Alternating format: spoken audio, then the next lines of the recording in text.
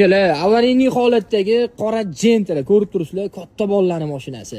Avariyli holatda. Mashinamiz oldi orqasidan urilgan, orqasiga e'tibor bersanglar, orqa bagaji, orqa krilosi, optra stopi, bamperi, orqa fartuklari pachoq bo'lib yotibdi. Oldiga o'tadigan bo'lsak, oldi eshigi, oldi krilosi, kapoti va laboylarini qaranglar yorilib ketganligini. Hadovoyga e'tibor bersanglar, hadovoyda balkalari qiyshayib ketgan va diskasi sinib chiqib ketgan akalar.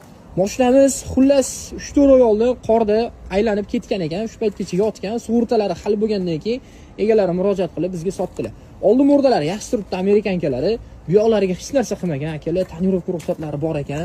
Salon holatini ko'rsanglar, airbaglari otmagan, CC2 monitor, Malibu rul.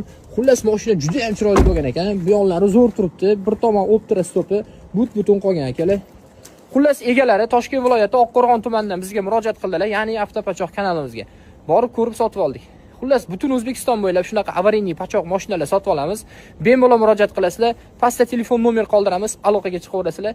Bizga avariyli mashina topib bersanglar, $100 dan $200 gacha ham suyunchi pul beramiz. Esingizda qolsin. O'zingizlarni ehtiyot qilinglar. Bitta like bosib qo'ying, videoni yo'qotib qo'ymaslik uchun bitta podpisatsiya tugmasini ham bosib qo'ying.